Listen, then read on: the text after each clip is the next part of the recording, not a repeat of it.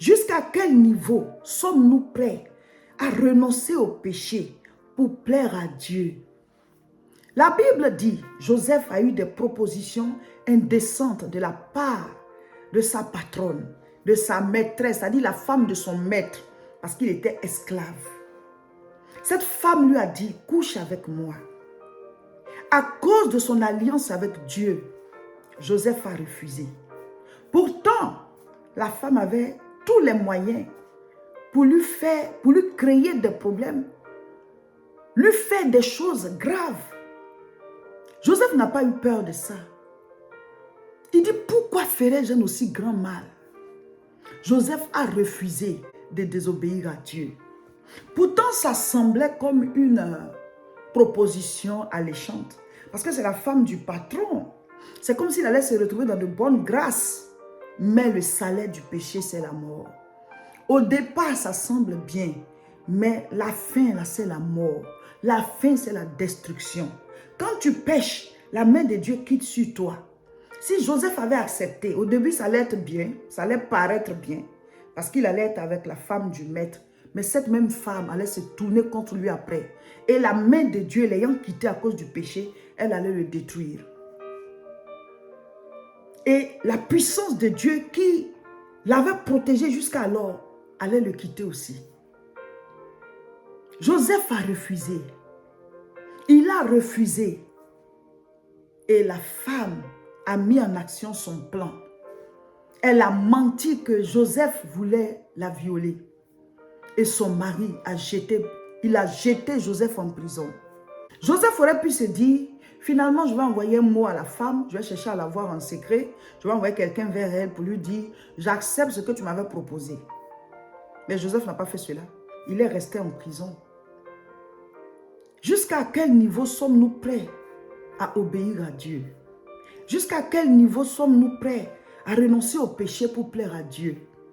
Est-ce que l'amour de Dieu dans nos cœurs, est-ce que c'est suffisant pour résister aux propositions qui sont autour de nous, qui semblent alléchantes? Mais on te dit tout simplement, pêche.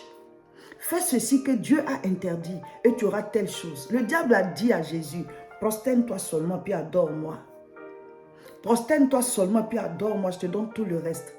Le diable vient avec des propositions, mais derrière c'est la mort, derrière c'est la destruction, derrière il t'anéantit, il détruit ta vie.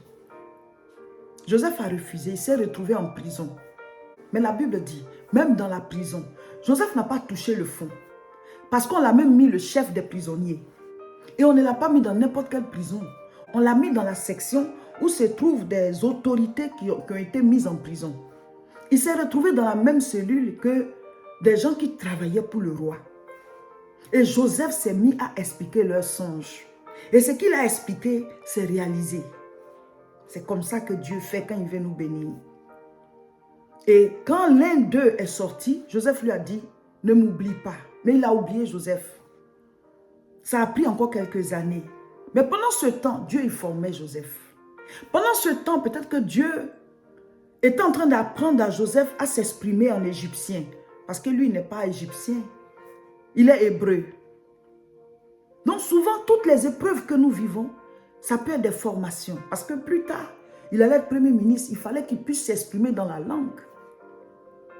Alors, un jour, Pharaon reçoit un songe. Dis-moi amen. Ton Pharaon va recevoir un songe. Ton Pharaon va recevoir un message de la part du Seigneur.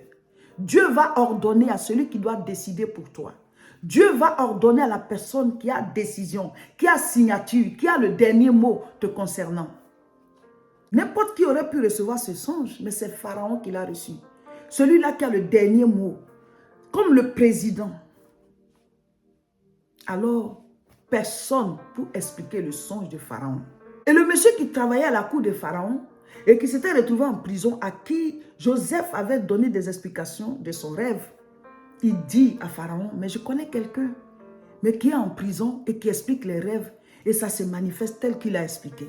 Pharaon le fait appeler. Dis-moi amen. Qu'est-ce que Dieu ne peut pas faire?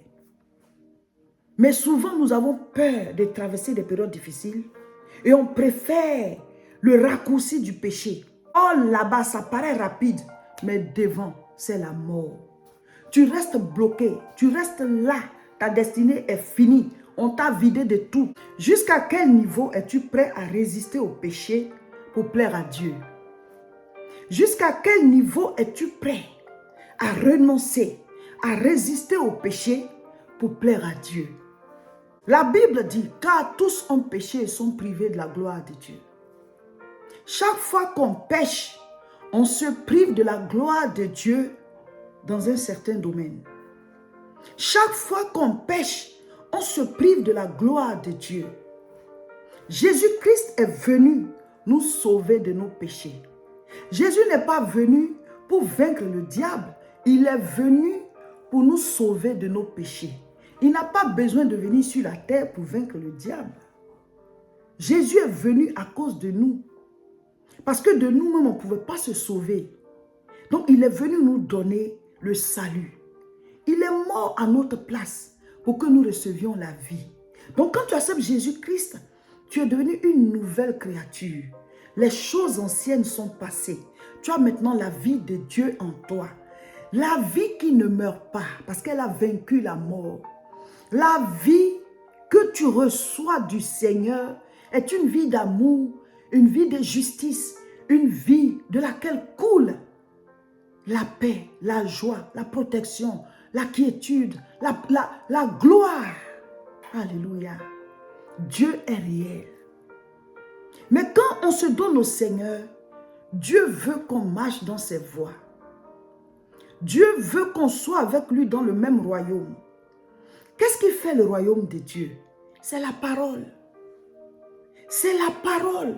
Donc quand tu désobéis à la parole de Dieu, c'est comme si tu coulais. Chaque fois que tu désobéis, tu coules, tu sors de la présence de Dieu. C'est comme un petit trou sur ta balle, sur ton ballon, et l'air s'échappe petit à petit. C'est juste une question de temps et la balle se froisse. Le péché détruit. Le péché détruit. Jusqu'à quand sommes-nous prêts à résister au péché pour plaire à Dieu? Jusqu'à quel niveau sommes-nous prêts à renoncer au péché pour plaire à Dieu? Genèse 39, à partir du verset 7. Après ces choses, il arriva que la femme de son maître porta les yeux sur Joseph et dit, « Couche avec moi. » Quelle proposition, quelle invitation. Verset 8, il refusa et dit à la femme de son maître, « Voici, mon maître ne prend avec moi connaissance de rien dans la maison. Et il a remis entre mes mains tout ce qui lui appartient. » Genèse 39, verset 9. « Il n'est pas plus grand que moi dans cette maison, et il ne m'a rien interdit, excepté toi, parce que tu es sa femme. Comment ferais-je un aussi grand mal et pécherais-je contre Dieu? » Alléluia. Regardez, regardez le niveau de la consécration de Joseph. Comment ferais-je un aussi grand mal et pécherais-je contre Dieu? Comment ferais-je un aussi grand mal et pécherais-je contre Dieu? Vous voyez, pour certaines personnes, l'invitation de la femme du patron, de la femme du maître, pouvait paraître comme une bénédiction. Ah, la femme de mon maître m'aime. Peut-être qu'elle me trouve plus beau que mon patron. Certains l'auraient vu comme une grâce, comme une bénédiction. Mais Joseph lui dit, comment ferais-je un aussi grand mal? C'est-à-dire, il qualifie ça comme un grand mal. Et c'était un grand mal. S'il le faisait, c'était quelque chose de grave. Parce que ce serait de l'ingratitude envers son maître qui a été bon envers lui. Et surtout, ce serait une désobéissance à la loi du Seigneur. Ce serait une désobéissance à la loi du Seigneur. Il dit, comment ferais-je un aussi grand mal et comment pécherais-je contre Dieu? Jusqu'à quel niveau sommes-nous prêts à renoncer au péché pour plaire à Dieu? Jusqu'à quel niveau sommes-nous prêts à renoncer au péché pour plaire à Dieu? Alléluia. Seigneur, donne-nous la force. Seigneur, donne-nous de t'aimer. Seigneur, donne-nous de nous consacrer. De comprendre que nous sommes nés de nouveau. Nous avons reçu Christ en nous. Chacun de nous est une nouvelle création. Nous devons rester attachés au cep par la prière, par la méditation de la parole, pour que la sève nourricière coule de toi à nous. Tu donnes la vie. Jésus, tu donnes la vie. Tu es la vie. Tu es la résurrection. Tu es le pain de vie. Tu es l'eau de vie. Mes frères, mes sœurs, aimons Dieu sans intérêt. C'est-à-dire, pas parce qu'il va te bénir, pas parce qu'il va te guérir, pas parce qu'il va t'élever, pas parce qu'il va te donner un mariage, ou bien des enfants, ou bien un travail.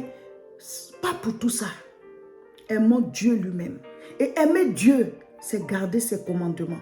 Obéissons au Seigneur parce que tout simplement c'est notre Père. Il dit quand vous priez, dites notre Père qui est aux cieux. Quand tu aimes Dieu, quand tu le cherches, quand tu lui obéis, quand tu appliques ses lois, quand tu fais son œuvre, alors les bénédictions te courent après. Donc courons après Dieu et les autres choses vont courir après nous. Ce qu'on recherche dans ce monde-là, laissons ça. Il n'a pas dit de ne pas travailler, il n'a pas dit de ne pas vaquer à ses occupations. Mais le plus important de nos vies, là, ça doit être Dieu. Quand tu te lèves le matin, c'est d'abord Dieu. Devant une décision, tu dois prendre la décision que Dieu aurait prise, que Dieu aurait voulu que tu prennes. Tout ça parce que Dieu est premier. Alors les autres choses vont te chercher. Alors, on fait sortir Joseph de la prison. Et Joseph explique le songe de Pharaon. À partir de là, Joseph entre dans une percée. Dis-moi amen. C'est Dieu qui a créé les cieux et la terre. C'est Dieu qui a créé tous les hommes. C'est Dieu qui a créé toutes choses. Rien ne lui est impossible. S'il dit il incline un tel cœur pour toi, il va incliner. S'il dit il ouvre telle porte pour toi, il va le faire. S'il dit il te positionne à tel niveau, il va le faire. Rien n'est impossible au Seigneur. Rien. Alors Joseph devient l'adjoint de Pharaon. Du jour au lendemain, de la prison au palais, paix à paix, de la prison au palais. Et il se retrouve établi sur Potiphar. Il se retrouve le patron de Potiphar. Qu'est-ce qui est impossible à Dieu? Soyons prêts à obéir à sa parole. Soyons prêts à rester connectés à lui. Aimer Dieu, c'est garder ses commandements. Il y a quoi dans le péché? Il n'y a rien dedans. C'est la destruction. C'est la mort. C'est la perdition. Restons attachés au Seigneur. Restons attachés au Seigneur.